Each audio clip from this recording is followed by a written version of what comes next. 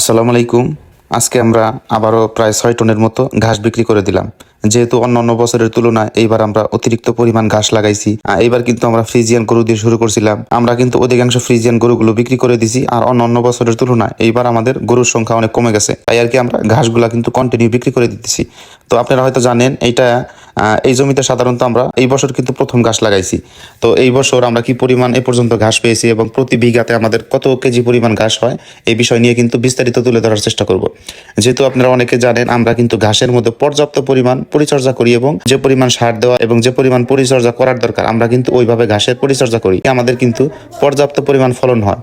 কারণ অন্যান্য বছরের তুলনায় এই বছরে আমাদের প্রচুর পরিমাণ ঘাস হয়েছে, যার কারণে আমাদের গরুকে খাওয়ানোর পরেও আমরা কিন্তু প্রতিদিন প্রায় 2 টনের মতো ঘাস কিন্তু বিক্রি করে দিতেছি। যে রাস্তার কাজ করতেছে আপনারা ইতিমধ্যে জানেন। তো এই জমিতে কিন্তু আমরা এই বছর 3বার করে ঘাস লাগাইছি, কারণ গত 2বার ঘাস লাগানোর পরে শেষমেশ কিন্তু বৃষ্টির পরে, অর্থাৎ এটা কিন্তু প্রায় 3 থেকে 4 মাস আগে যে লাস্ট মুহূর্তে বৃষ্টি হয়েছে এরপরে কিন্তু আমরা ঘাস লাগাইছি। তো ঘাস লাগানোর পরে কিন্তু আমরা পানি দিছি এবং পর্যাপ্ত পরিমাণ সার দিছি, যার কারণে প্রথমবার আমরা যে ঘাসগুলা কাটছি তো এটা সব মিলে প্রায় 4 টনের মতো ঘাস হয়েছে। কিন্তু পর্যাপ্ত পরিমাণ পানি দেওয়ার পরে এবং সার দেওয়ার পরে এবং কেল তুলে দেওয়ার পরে আর ওইখানে কিন্তু আমরা সবগুলো কিন্তু জারাওয়ান হাইব্রিড ঘাস লাগাইছি। তো অন্যান্য ঘাসের তুলনায় ঘাসের মধ্যে আর কি ঝাড়ার উপরে কোনো ঘাস নাই।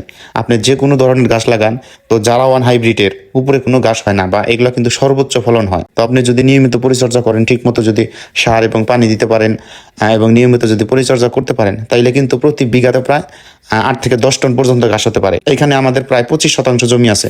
তো এই জমিটার মধ্যে কিন্তু আমরা 2 দিন হচ্ছে ভ্যান গাড়িতে করে, তো তার আগে বলে নেই আমরা কিন্তু প্রায় 3 জায়গায় ঘাস দিই। তো এক হচ্ছে আমরা গাজীপুরের মধ্যে ঘাস দেই, তো আরেক জায়গায় হচ্ছে 2 দিন পর পর আমাদের ঘাস দিতে হয়। আরেক জায়গায় হচ্ছে কন্টিনিউ করে আমরা প্রায় 600 কেজি করে ঘাস দেই। তো আরেক জায়গায় কিন্তু আমরা 6 থেকে 700 কেজি করে ঘাস দিই। তো এইখান থেকে কিন্তু 2 দিনে প্রায় আমরা 1.5 টনের মতো ঘাস কাটছি।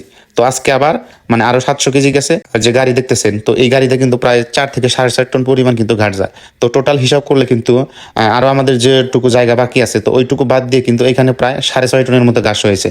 তো দেখেন 20% জমিতে যদি 6.5 টন ঘাস হয় তাহলে প্রতি বিঘাতে কি পরিমাণ ঘাস হতে পারে এটা আপনারা একটু হিসাবটা মিলিয়ে নিন। ঘাসের পরিচর্যা করলে, ঘাসের যত্ন করলে, আপনার যদি 10টা 15টা 20টা গরু থাকে তাইলে কিন্তু আপনি 1 থেকে 2 বিঘা ঘাস থাকলে আপনি মোটামুটি কিন্তু গরুকে পর্যাপ্ত পরিমাণ ঘাস খাওয়াইতে পারবেন।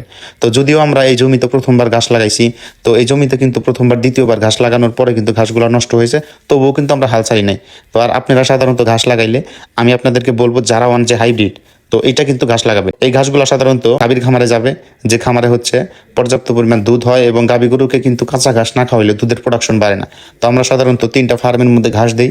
তো এদের ফার্মে কিন্তু অধিকাংশই কিন্তু গাভী গরুকে এই ঘাসগুলা খাওয়ায়। গাভীকে নামমাত্র দানাদার খাবার দিয়ে যদি পর্যাপ্ত পরিমাণ ঘাস খাওয়ানো যায় তাইলে কিন্তু দুধের প্রোডাকশন এমনিতেই বৃদ্ধি পায়। তো যদিও ষাঁড় গরুর ক্ষেত্রে 50% ঘাস হলেই চলে, কিন্তু গাভী গরুর ক্ষেত্রে বা বকনা গরুর ক্ষেত্রে কিন্তু কাঁচা ঘাসের কোনো বিকল্প নাই, আপনার ঘাস লাগবেই। এরপরে দেখেন অলরেডি কিন্তু সন্ধ্যা হয়ে গেছে, কারণ আর হয়তো আধা ঘন্টা 20 মিনিট পরে কিন্তু অলরেডি ইফতারের সময় হয়ে যাবে। তো তার মধ্যে কিন্তু আমরা যে গাড়িতে করে আজকে ঘাসগুলো লোড দিব, তো এই ড্রাইভারের হচ্ছে গাফিলতির কারণে বা অন্য জায়গায় উনি ছিল, যার কারণে কিন্তু আমরা প্রায় 2 থেকে 3 ঘন্টা লেট করতেছি যে কখন গাড়ি আসবে আর কখন গাড়ি লোড দিয়ে দিব। তো যেহেতু এখন রমজান মাস, তো এখন কিন্তু কাজ করে সময়টা খুব একটা বেশি পাওয়া যায় না। তো তাই আর কি ইনশাল্লাহ সন্ধ্যার মধ্যেই কিন্তু আমরা গাড়িটা বিদায় করে দিলাম।